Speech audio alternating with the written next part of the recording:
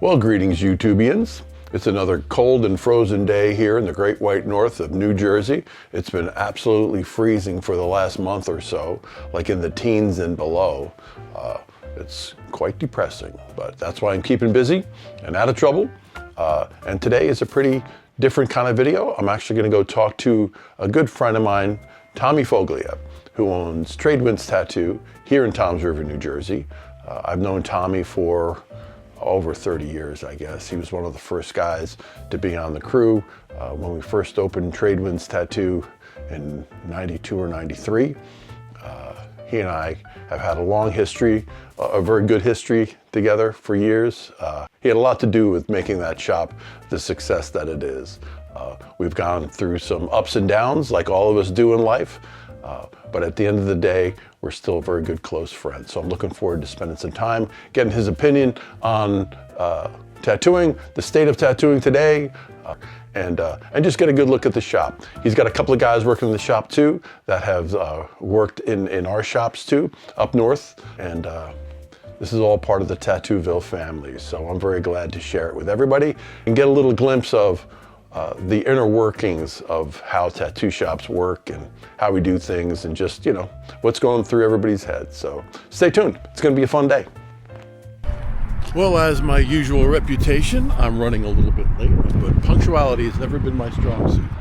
A great man said that punctuality is the hobgoblin of the small mind. So I'm taking that for what it is. They just moved their location around the corner to where they were for a bunch of years. And man, it looks got a cool setup here. Let's take a look. Great signage, man. Just cool, traditional looking shop. Looks like the kind of place you'd want to go get tattooed. It's awesome. Walk-ins welcome. Tradewinds Tattoo.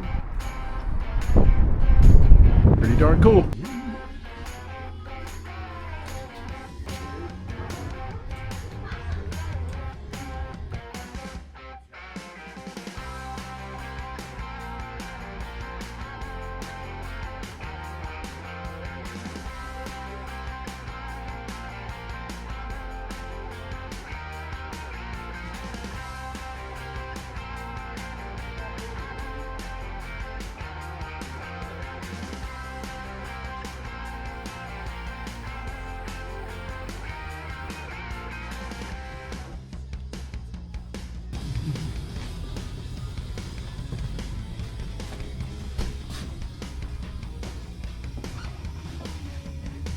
Is this the leg shaving room? Yeah.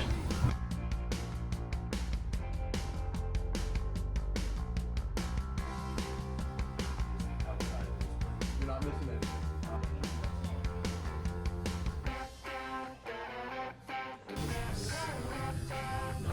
Some of my original artwork here.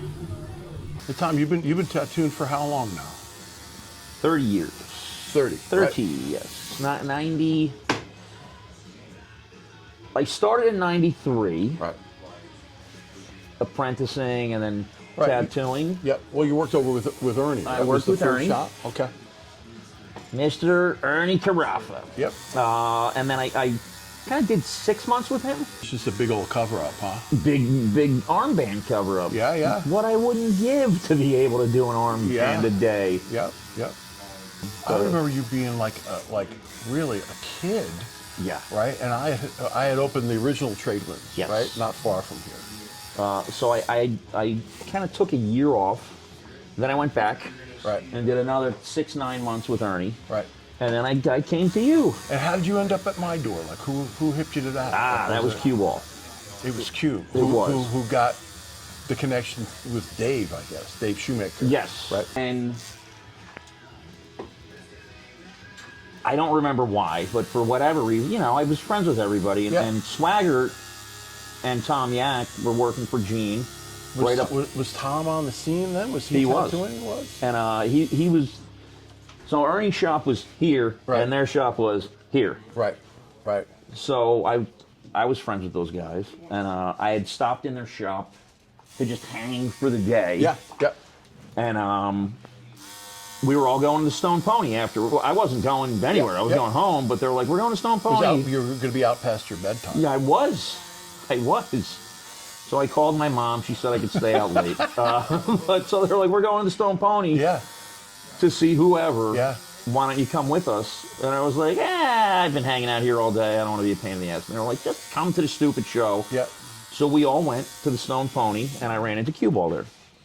He was like, what? He's like, me and Dave are about to go on a road trip to a convention in Texas or something. Yeah. New Orleans, somewhere.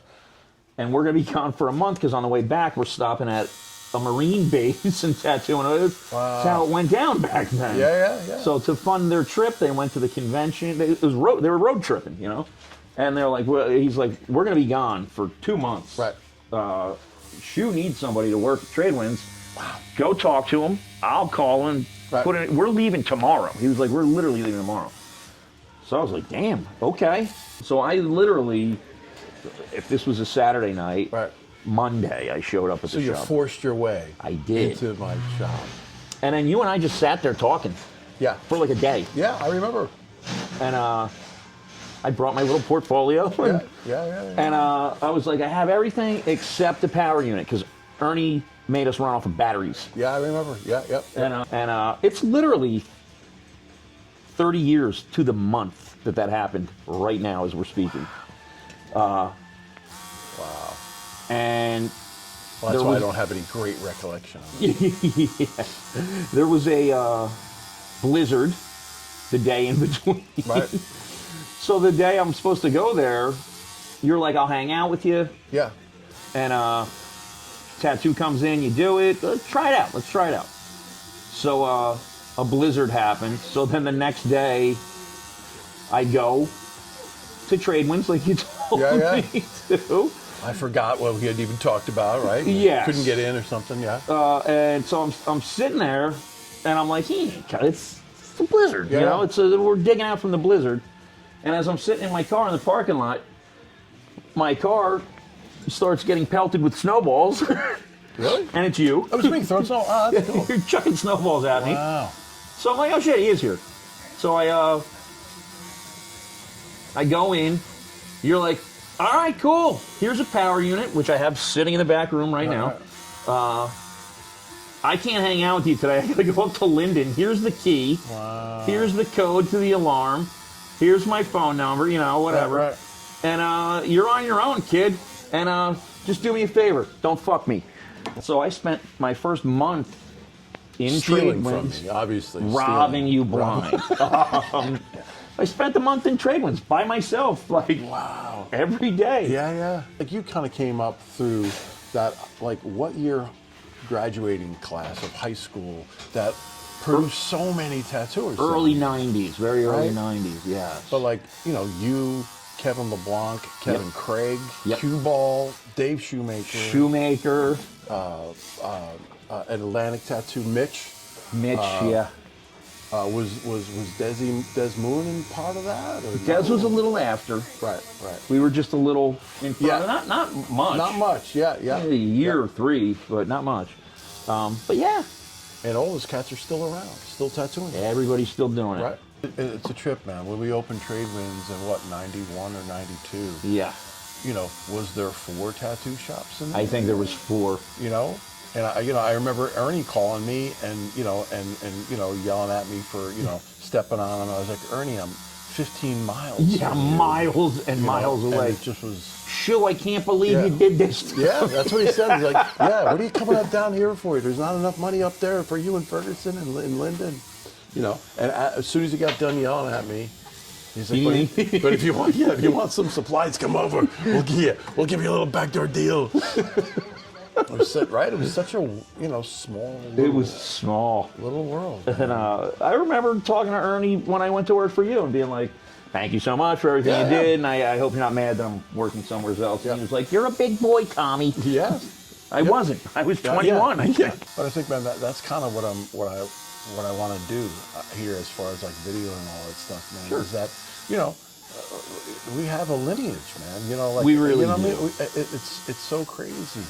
Like years ago, you know, you just walking in and not even having to say your name, but knowing that you work for Ernie, it's like, okay, like I know what this guy's about, you know, and I think that counts. That spoke volumes, because you're like, oh man, you know, I just ran into a guy that I just met when I was out in Kansas.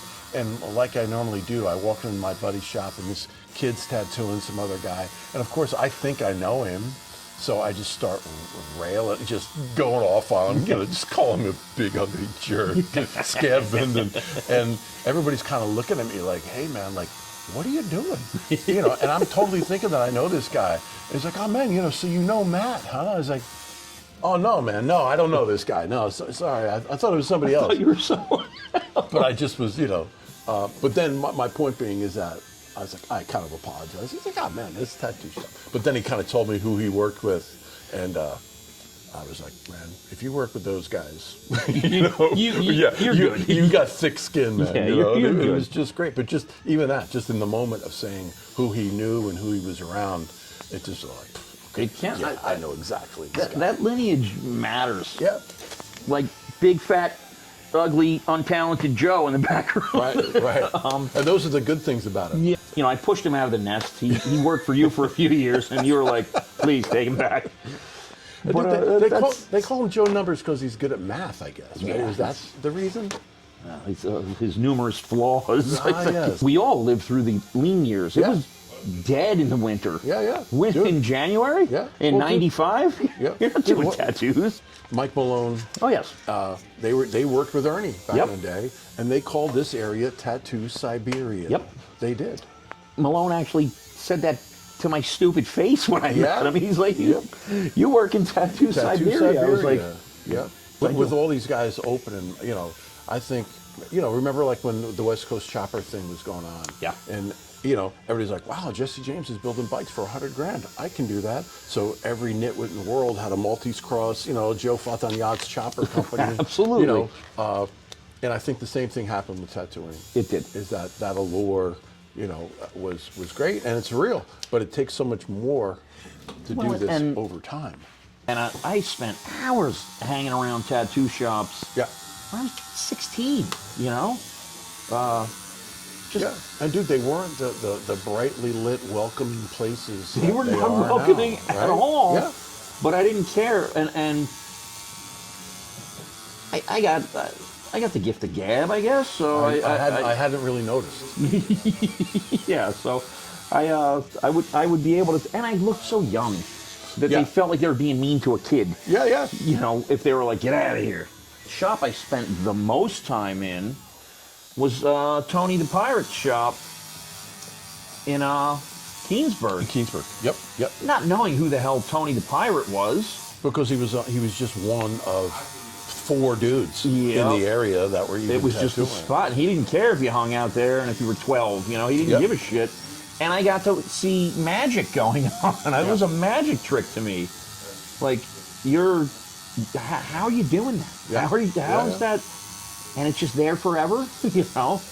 And dude, you could go into that tattoo shop, you know, and no disrespect to Tony or that stuff, but you could go in there, you know, with a 6-pack and a hubcap and get a tattoo by that guy. And Ernie and Tony were thick as thieves. Yes, they were. Yep. Yeah, it was a crazy thing, man, but you kind of needed the secret handshake to get in the door. To get in. Which I think is a good thing, man. And it's not gatekeeping. You know what I mean? It's No. just keeping the schmoes out. And if you weren't cool, they hit you with the gate. Yeah. You know what I mean? Point being, it's not a secret anymore. Right. The secret's out, guys. Yeah. It's tattooing's kind of cool. I was obsessed. Well, I am obsessed with tattooing, and Yeah. you know, I just got a set of Judy Parker flash in the mail Yeah. today, and I almost had a heart attack. From 1990. Yep. Right. It matters, Yeah. and much to your point, the lineage, it matters, man. Yeah. Shit matters. Yep. And then, you know, I see, you know, a lot of these guys that are complaining they don't have a clientele or anything like that. You know, like I'm tattooing the kids of people that I tattooed their names on them for that kid, you know, then they were born 18 to 20 years ago. And they drive by 100 tattoo shops to come see me. Yep. And why is that? Because I'm going There's to more take to care it of them. Yeah. than just doing a tattoo. And I appreciate it, man. Which is Ernie taught me. Yeah. What you taught me that's invaluable is when my client walks in, he's getting the shoe show. Yeah. He's getting all of my attention. Yeah. He's getting my stupid stories. He's laughing. He's having a good time, and he is my best friend for that hour or 3. Yeah. And I think, man, that creates a clientele. Yes. And it's a genuine appreciation for people, especially you have to, people are trusting you with their skin, with their appearance. You get a bad haircut, people are freaking out. You get a bad tattoo, it's a problem. Yeah. And I think what we as artists, what we put into our work is as important as the work. I was looking through my folders over there because Joe needed some piece of reference that I had, and just flipping through years, I forgot I drew this. I don't even remember doing this tattoo. And the thing with clientele, you want to build a clientele, sit the fuck down. Right. You want to be a shop hopper? You want to go from this shop to that shop to that shop? Oh, it'll be busier. Or why? Well, that guy's cool, so I want to work at that shop. That guy does cool tattoos. He might be an asshole. You know? You know how many really good tattoo artists I worked with that were insufferable to be around? But man, and that's the thing, man. If you're, I'm sure you hear it too, man, all the time. Oh man, it must be nice to be your own boss.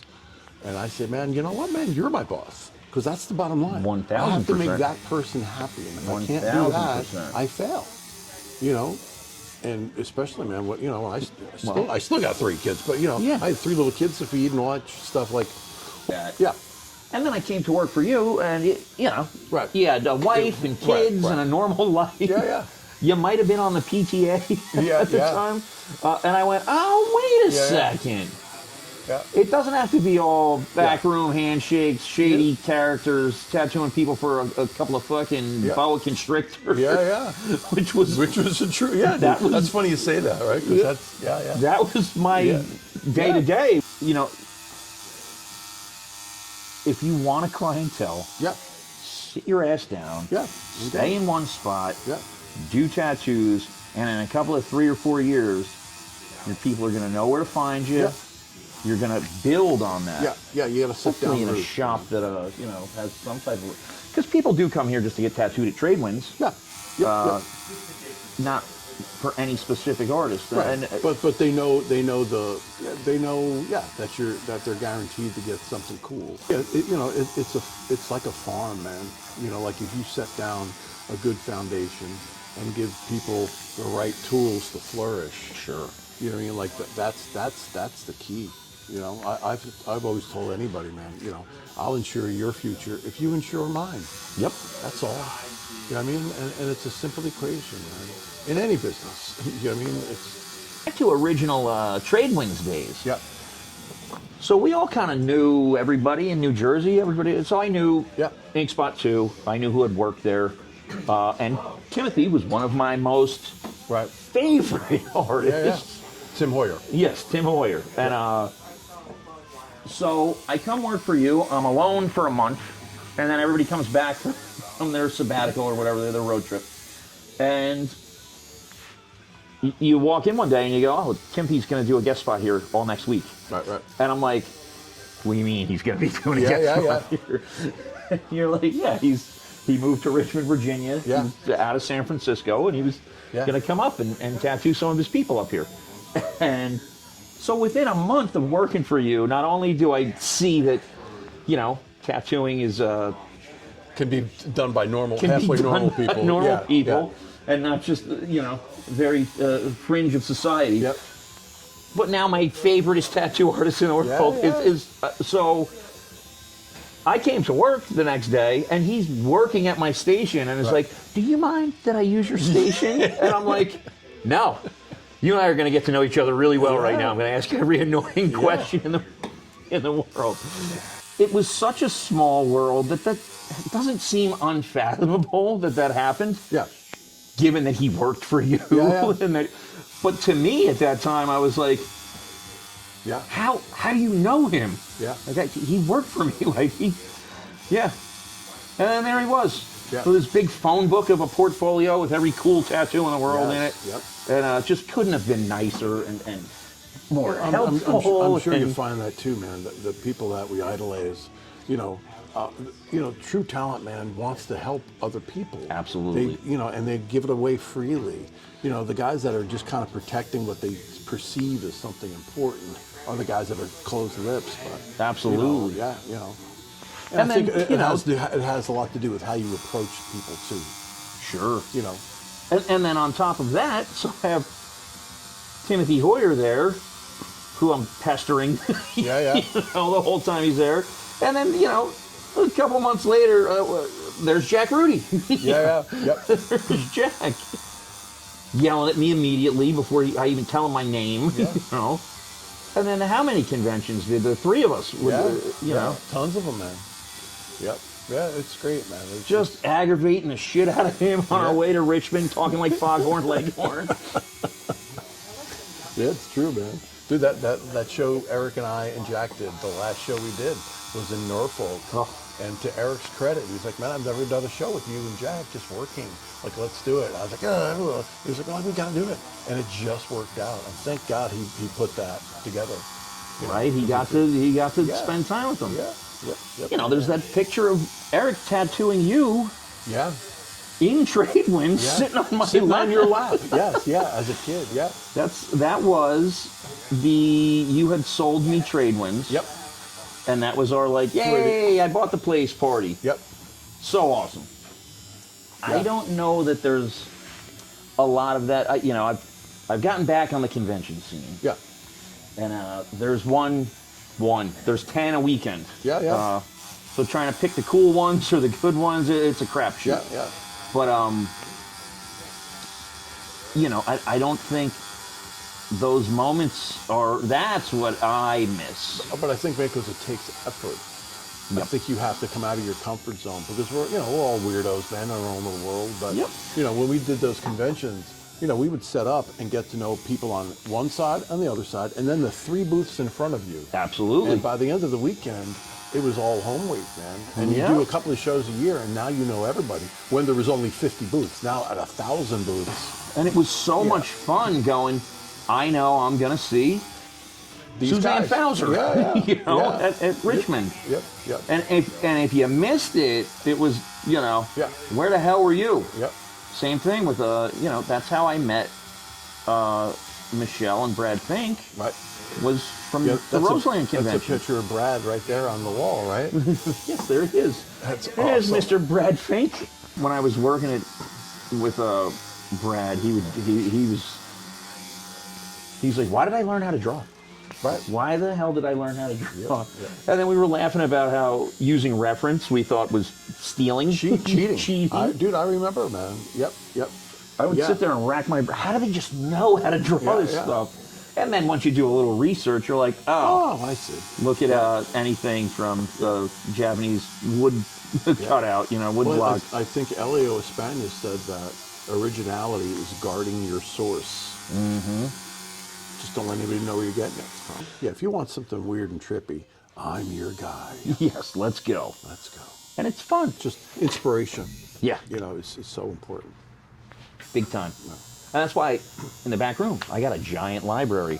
I'm not flipping Instagram looking for reference. I'm flipping books looking for a reference. Yeah, that was so valuable, man. The reference books. And we guarded them.